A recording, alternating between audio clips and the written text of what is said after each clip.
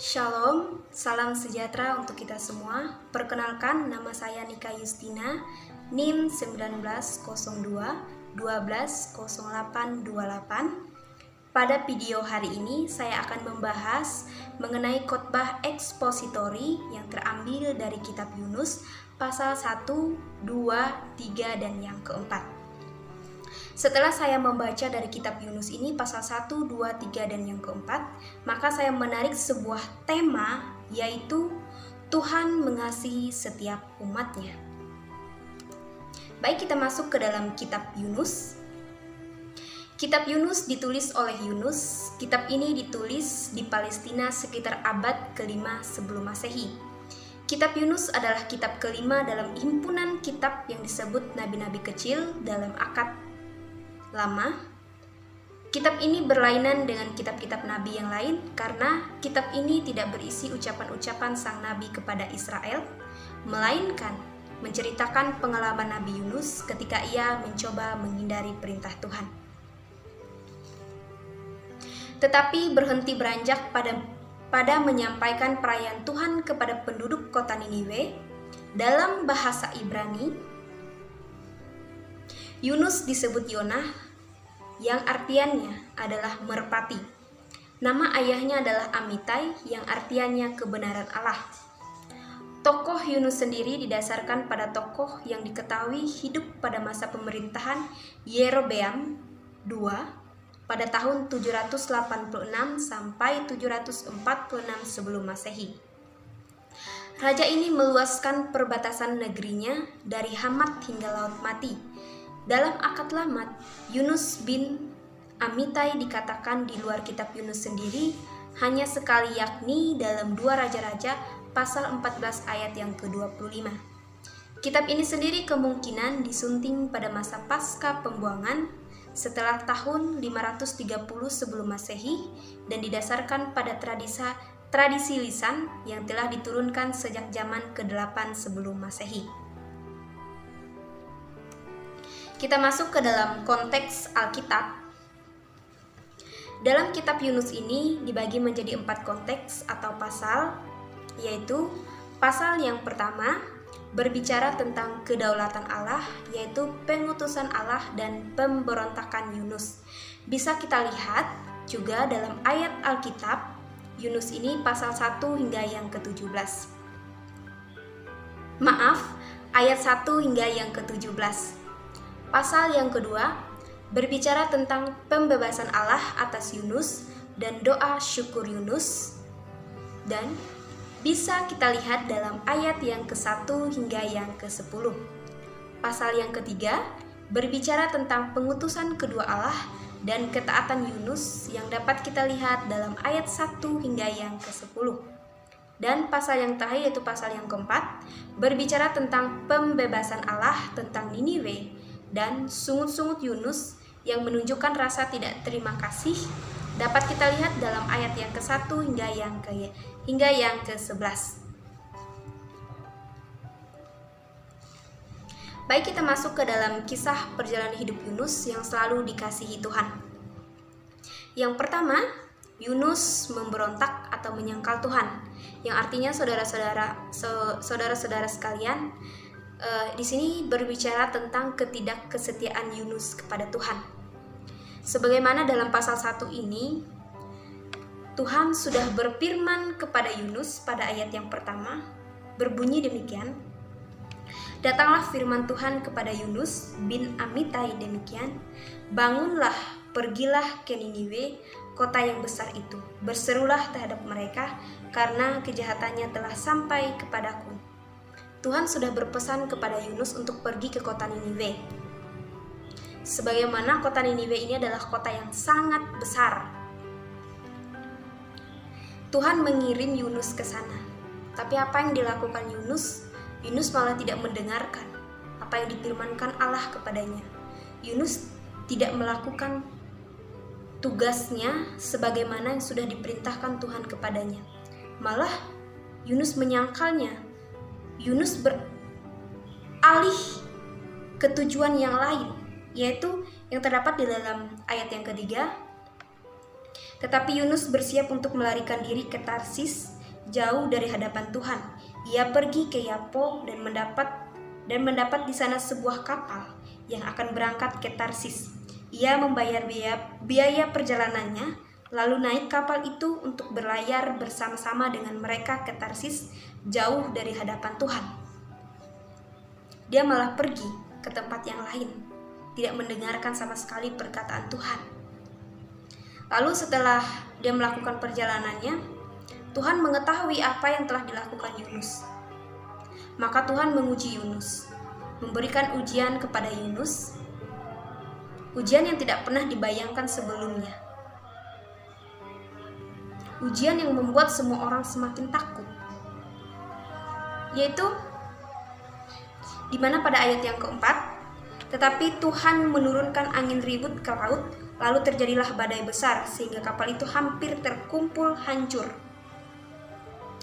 Sangat jelas di sini saudara-saudaraku, Tuhan menguji Yunus dengan memberikan angin ribut yang sangat kencang yang membuat kapal mereka terombang-ambing dan membuat semua awak kapal semakin takut. Dan mereka curiga apa yang telah terjadi kepada mereka. Mereka mencari tahu alasan angin ribut itu bisa secara tiba-tiba datang di saat mereka melakukan perjalanan. Ada salah satu dari antara awak kapal pergi menemui Yunus ketika Yunus sedang tidur di dalam kapal dan mengatakan, "Mengapa kamu tidur? Tidur enak padahal kamu tidak tahu apa yang terjadi di luar sana." Lalu Yunus pergi melihat apa yang telah terjadi kepadanya.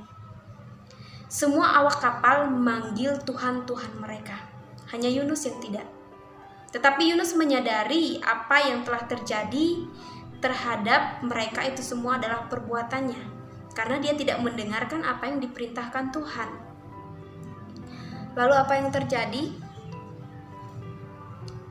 Mereka mengetahui asal mula sehingga terjadi malapetaka yang menimpa mereka itu adalah disebabkan oleh Yunus. Maka dari itu, mereka ingin melemparkan Yunus ke laut untuk menyelamatkan hidup mereka. Lalu, mereka melemparkan Yunus. Datanglah firman Tuhan pada ayat yang ke-17. Maka atas penentuan Tuhan, datanglah seekor ikan besar yang menelan Yunus, dan Yunus tinggal di dalam perut ikan itu 3 hari 3 malam lamanya. Tuhan yang menguji Yunus, tapi Tuhan juga yang menolong Yunus. Tuhan menyertai Yunus, sehingga Yunus diselamatkan oleh ikan besar yang menelannya, sehingga Yunus tinggal di dalam perut ikan itu selama 3 hari 3 malam. Itulah saudara-saudaraku, ketika kita diuji, maka Tuhanlah yang akan menolong kita kembali. Oke, kita masuk ke yang kedua, Yunus berdoa dan mengucap syukur. Dalam pembahasan ini, setelah Yunus menyadari bahwa dia tinggal di dalam perut ikan selama 3 hari 3 malam, dia merasa takut, dia merasa cemas, dia menyadari apa yang telah dilakukannya itu adalah kesalahan. Dia menyesal, dia sangat menyesal, sehingga dia memohon pengampunan dari Tuhan. Dia memohon pertolongan dari Tuhan agar dia bisa bertahan hidup di dalam perut ikan selama 3 hari 3 malam itu, agar dia bisa tetap kuat menjalani ujian yang dihadapinya.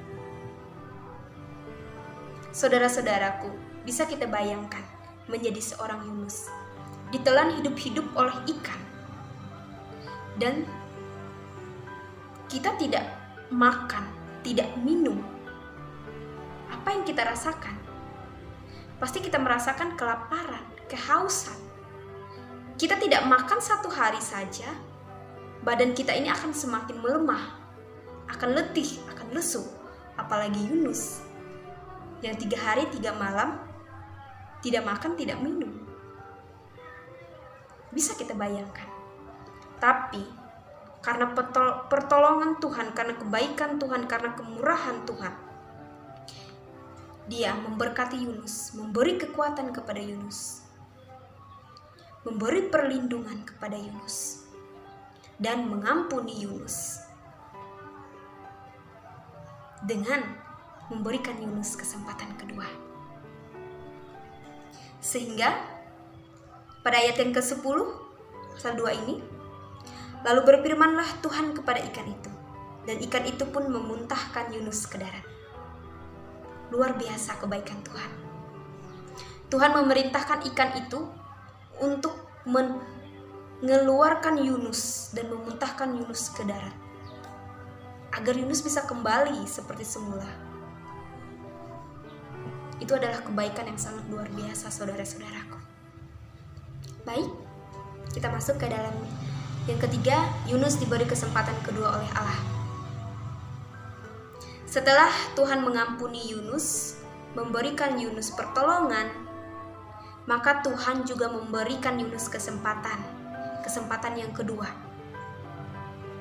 Tuhan kembali menyuruh Yunus untuk pergi ke kota Niniwe, melakukan dan melaksanakan tugas sebagaimana yang sudah telah Tuhan tugaskan kepada Yunus untuk pergi ke kota Niniwe. Dan Yunus berangkat ke sana dan melakukannya. Lalu yang keempat, Yunus mengeluh kepada Tuhan. Setelah Yunus sudah melakukan perjalanannya ke kota Niniwe dan sampai, lalu Yunus mengeluh lagi kepada Tuhan. Dia tidak menerima atas cobaan apa yang telah dialaminya. Dia mengeluh kepada Tuhan. Dia putus asa. Dia tidak menerima apa yang terjadi dalam kehidupannya. Sehingga dia berkata kepada Tuhan, "Biarkanlah aku mati, Tuhan," kata Yunus. Lalu apa yang dikatakan Tuhan kepadanya? "Tuhan sudah memberikan kamu kesempatan kedua. Sebaiknya kamu harus memperbaikinya. Harus lebih baik lagi. Tidak boleh pantang menyerah. Hanya karena kamu diberi cobaan yang berat, langsung mengeluh, langsung putus asa, langsung tidak menerima apa yang terjadi dalam kehidupan. Tidak menerima apa yang menjadi permasalahan, problem dalam kehidupan. Tuhan tidak suka seseorang yang lemah. Tuhan tidak suka melihat kita terpuruk. Yang ingin Tuhan lihat dari kita itu adalah bangkit kembali. Raih apa yang seharusnya kita lakukan. Itulah seharusnya yang dilakukan oleh Yunus. Bertahan, bersabar. Jangan terus mengeluh, tapi lakukan yang terbaik. Tetap semangat. Itulah perjalanan dari kisah seorang Yunus. Baik. Nilai yang dapat kita ambil dari kitab Yunus ini, yang dapat saya simpulkan, yang pertama, kita sebagai orang yang beriman, jangan pernah menyangkal perintah Tuhan. Mari kita lakukan jika Tuhan sudah berfirman kepada kita. Lakukan dengan keyakinan dan sukacita, karena perintah Tuhan adalah perintah yang mulia, di mana kita sudah dipakai oleh Tuhan untuk memberitakan firman-Nya dan melakukan apa yang menjadi kehendak Tuhan. Yang kedua, berpikirlah sebelum bertindak dan mendengarkan apa yang seharusnya dikehendaki Tuhan, agar kita tidak menyesal di kemudian hari. Yang ketiga, ketika dalam kesusahan, penderitaan, maka jangan pernah meninggalkan Tuhan. Biarkan kita hidup dalam pengharapan kepada Tuhan dan menyerahkan hidup kita kepadanya.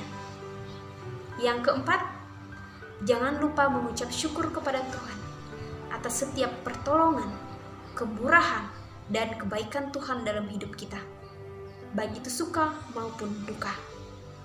Dan yang pasti, jangan lupa untuk berdoa, meminta pertolongan dan permohonan kepada Tuhan. Lalu yang kelima, jangan mudah menyerah, mengeluh bahkan putus asa atas cobaan yang terjadi dalam hidup kita. Percayalah saudara-saudaraku, cobaan yang Tuhan berikan kepada kita tidak pernah melebihi batas kemampuan kita. Maka saudara-saudaraku, banyak sekali pelajaran yang dapat kita terapkan dari kitab Yunus ini. Ya, yang termasuk dalam 5 poin tersebut. Mari kita lakukan, mari kita laksanakan, mari kita pelajari, mari kita pahami apa yang menjadi kehendak Tuhan dalam hidup kita. Baik, sampai sedemikian khotbah saya hari ini. Salam sehat, terima kasih, Tuhan Yesus memberkati kita semua.